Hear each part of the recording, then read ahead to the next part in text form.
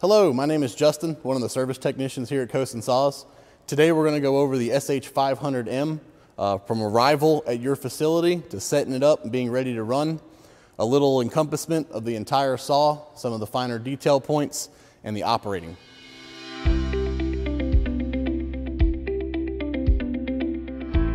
When you get the saw, it's going to arrive on a pallet just like it sits.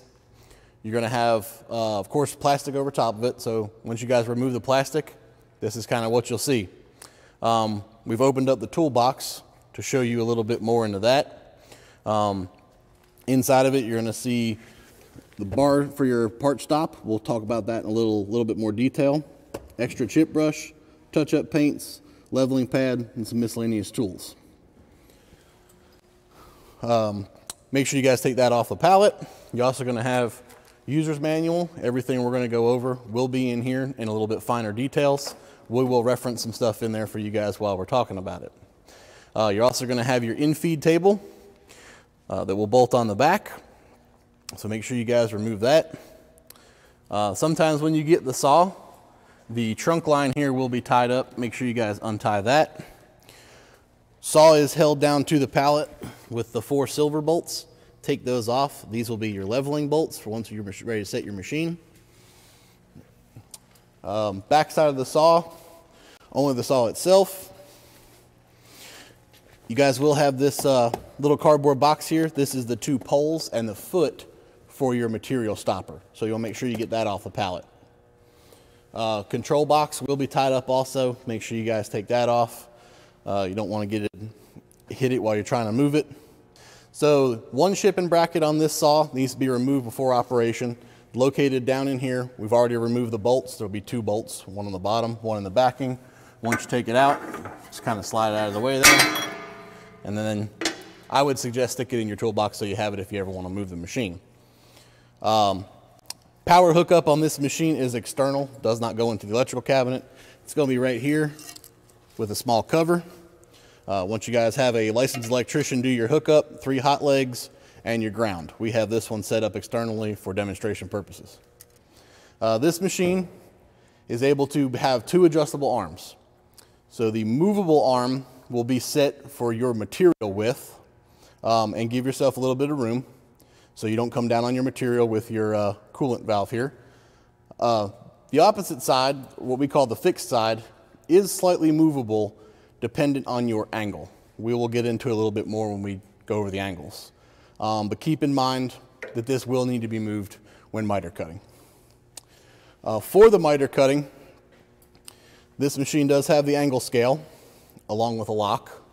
So you would need to unlock, rotate to your desired setting, and then set back.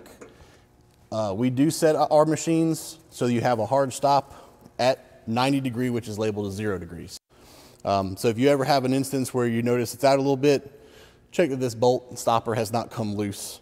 You may need to reset it as such. Going around this side of the machine, does have variable speed drive. As the note clearly states on the top of it, do not adjust unless the blade is running. We have had people in the past that will turn this knob when the machine is idle, and it will cause damage to the pulley set up in there and will have to be fixed by a technician. This machine does also come with a coolant hose for washdown. Cleaner you keep it, of course, the better it's going to last you, better cuts you're going to get out of it. Backside, this is a 3 horsepower motor to a gearbox, to your drive wheel. It got a sight gauge. For your level, you should see a bubble in 2/3 to 3/4 full. We'll go over the maintenance on it and changing oils with the maintenance portion of this. You also have an upper limit switch and a lower limit switch. Lower limit switch is plunger when the machine is all the way at the bottom through your cut. If you ever have one when you're not cutting all the way through, check and make sure that this isn't loose so there's no debris on your switch. The upper limit switch on these, if you notice, does have a settable stop. What this will do is when we go in the operation portion, when your saw cuts through and returns up, you can set this so you're not cutting a bunch of air. It will go just above your part that you want. So you guys have that option on this machine. Capable of mitering up to 60 degrees as it says here. single direction. Hydraulically raised head, also controlled for the down feed. Full stroke hydraulic vise. And while we're in this area, these 3 bolts right here are the bolts to mount your infeed table that's on your pallet. So you remove the 3 bolts, put your table up, and bolt it back on. When leveling the machine, make sure that you don't have a tweak in the table. You want to run a flat edge across the table to your vise. Hydraulic unit on this machine is inside this panel here. It does have a sight gauge for your fluids. You would need to remove the 4 screws. The whole unit comes out. It's going to be your pump, your reservoir, and your motor. It's all together. We'll go over the changing of it in the maintenance portion. Manual band tension gauge. We set this according to our band tension gauge for this machine with our blade on it. I do want to put a note out there for you guys that if you change to a different blade vendor, which you're gonna, whoever you may choose to use, and there's a slight difference in the length of your blade, you may or may not have enough tension. What I would suggest is once you change blades, contact your representative, have them come out, put a blade tension gauge on it, and set this according to that blade so that you guys don't have to worry about cut quality. Normal things you're going to see when the blade's over-tensioned or not tensioned enough is going to be a quick breaking blade, a worn blade, or your cut's going to deviate as it's going through because it's trying to find the path of least resistance. So we'll get into this in a little bit more detail here in a second. Operator station that is hinged so you can kind of get it out of your way. If you need to have, if you're doing miter cuts, you want to move it over a little bit. The only thing we're going to talk about right quick on this one is the main power. This will be the power into the machine. Keeps your whole control cabinet and all your electronics dead until you apply power. One thing I want to try to hit real quick too is if you ever need service or anything like that, your data plate and your maintenance plate. Your data plate is going to give you all your information, including your serial number, that we're going to need for any issues that may arise. To access the doors on this machine, they both have the same style latches. Open the latch. On the idle wheel side, you do have a stop pin. Remove the pin, open the door, insert the pin back in, keeps the door from swinging back closed on you. The doors do have sensors on them, so the machine will not operate if the doors are open. If you cannot get things to work, you may want to look at both the switches, make sure that they're engaged, just to make sure everything's working as it should be. Idle wheel, drive wheel. Based off your drive wheel is your chip brush, where it runs off the wheel itself. On this machine, this bolt on the lower left corner here is the only one that you'll adjust to bring the brush in and out to clean your chips. If you do have too much pressure on this to the blade, this will spin. It'll skip on the wheel and not allow your brush to spin and do its job. So make sure that you have that set properly. When you guys do wear these out, they start getting really thin. Go ahead and put a new chip brush on. As we said, you get one spare in the toolbox. And then if you need them, call our parts department and we can get you some more.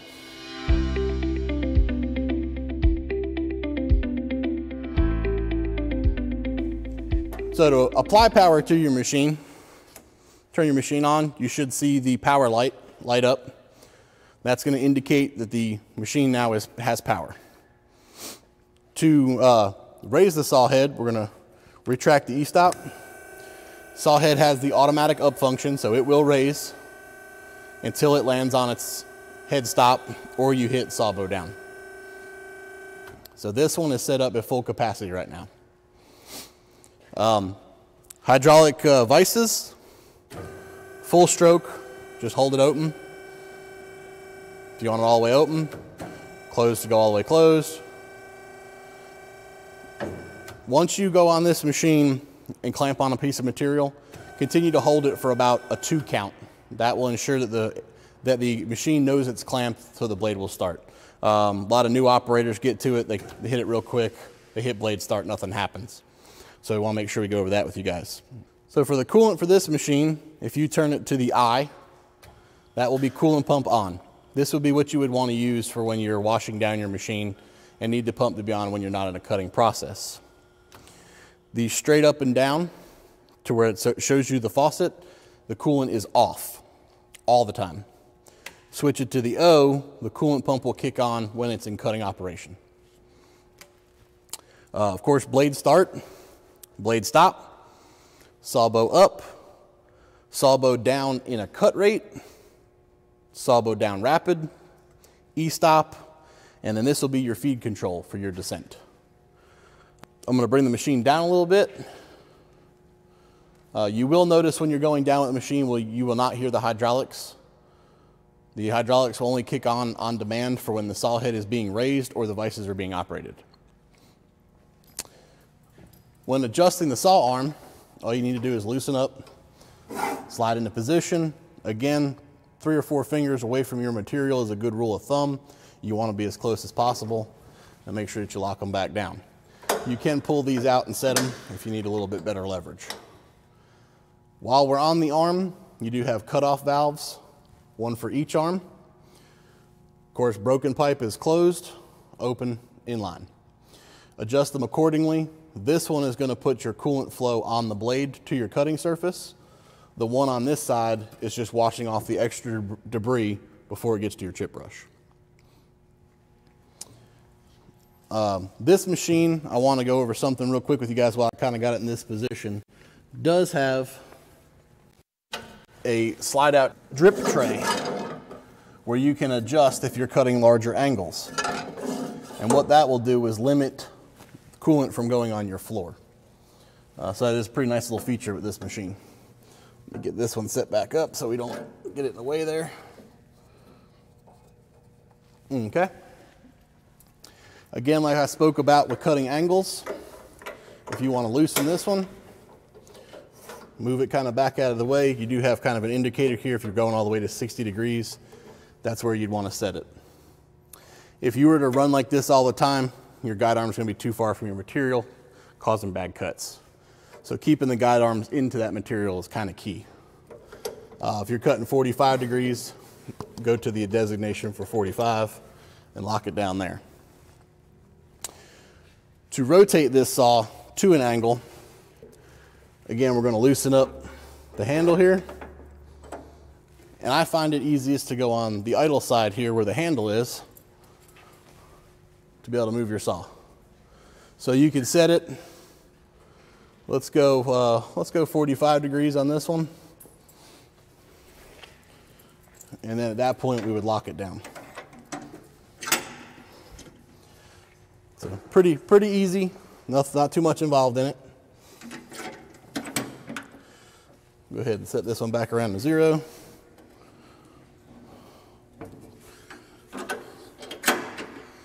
Lock it back down. I do want to go over while we're in this area real quick that this does have a precision ground hinge system in it. It is adjustable, so we can make adjustments if it ever is to come out due to you being used for a while, starts to wear. We understand that, so we can adjust it. But it is pretty good system where it will give you a nice flow up and down, usually for years and years with no hassle. So back to talking about the tension real quick. When we set this machine up, we put a tension gauge on it. We'll tension this blade to the proper tension, and we're going to set so the indicator touches the side of this at the line. So I would suggest when you guys need to do a blade change or something, do 3 or 4 full rotations out, whatever's best for you guys. Change your blade, put it back, and then you know you have to go exactly 3 back. If you ever were to lose your position, just make sure that the indicator touches at the line. Do want to go over real quick with you guys the adjusting the blade speed. So if we clamp this up, I'm just going to start the blade in a lower position at 0, so it's not going to drop down on us. Making the adjustments to blade speed. Again, machine is running only. You will turn your indicator. You can hear the saw speeding up.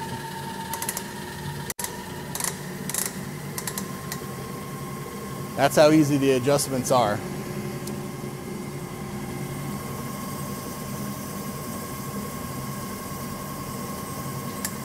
So there is a scale on the back of your gearbox here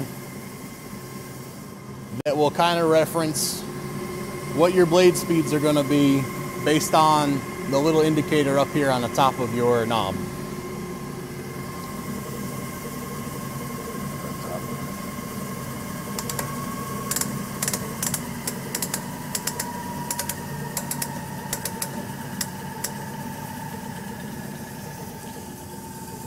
So I'm gonna raise this saw up and demonstrate a cut to you guys. So I'm gonna stop the blade. I'm gonna go ahead and raise the head all the way up. So to adjust your cutting speed is gonna be, again, based on your material, blade speed, tooth pitch, such and such. I'm gonna show you guys the basic operations of this saw. Once your material's in and clamped, saw head is above your material, you're gonna hit blade start. You're gonna notice that the saw head is gonna sit stationary. We haven't engaged the cut yet. This is when you would set your blade speed. Once you have your blade speed set, you will then hit the down feed button. That'll engage the auto cut feature. So once you've hit it, now we're gonna control by your valve. So as you'll notice, when it gets to the end of its cut, should be here in just a second, the saw head will return up all the way until where you have that stop set at for your upper limit. If you do need to stop it before it gets all the way to that limit, you can hit the saw bow down button, which is not the feed button, but the actual saw bow down. That'll stop it in its process. At this point, you could open your vices, remove your material, or get your next material set up. So on your guys' material stoppers, since this one's all nice and on the pallet, not gonna take it apart, you remove the 2 screws, the longer rod goes in with the piece from the toolbox, and then it has the stopper foot. And if you look in the manual, kind of shows you how to put it together. Pretty basic, but wanted to show it to you guys so you kind of have an understanding of it. On the maintenance portion of this machine, you have 1 grease point on the idle wheel. I would suggest, depending on your cutting, if you cut 40 hours a week, 3 to 4 pumps a week. If you notice excess grease, back off. If you notice a little dry, you can always do more. On the gearbox on this machine, uses a 85 W140 weight oil. Has the fill on the top, which is the white plug. Single drain plug located right in the bottom. If I remember correctly, this one uses 2.5 quarts. I usually tell people buy 3. You can always have a little extra on hand. I would suggest 6 months into production, if you're heavy cutting, replace it once a year after that. Same thing with the replacement on the hydraulic system. After 6 months, you probably want to do the initial change. Then again, every year after that. This will use anything between a 24 to 32 weight oil. 32 weight DTE, common at most places. That's fine to use. This system holds 2.1 gallons. So 2.5 gallons, you'll have a little left over. Coolant in this, you'll fill right from here. This holds just under 8 gallons of coolant. You just pour it into here. It goes into a holding tank in the base to be used. Same thing, you want to change it out periodically when you notice it not performing as it should, or if there's a lot of particulates. To store this saw, I would suggest bring the head all the way down using the rapid button. Once it hits its hard limit, while still holding the button, go ahead and press your E-stop. That's going to put no strain on your hydraulics while your saw sits overnight, over the weekend, or not in use. But once you do hit your E-stop retract back on, the head will go right back up. Thank you for watching. For more information on this model, please visit coastandsaws.com or call us at 704-943-1030. Our sales and service departments are ready to help you. For more content and helpful videos like this, visit the Coast and Corner section of our website at www.coastandsaws.com/Coast and Corner.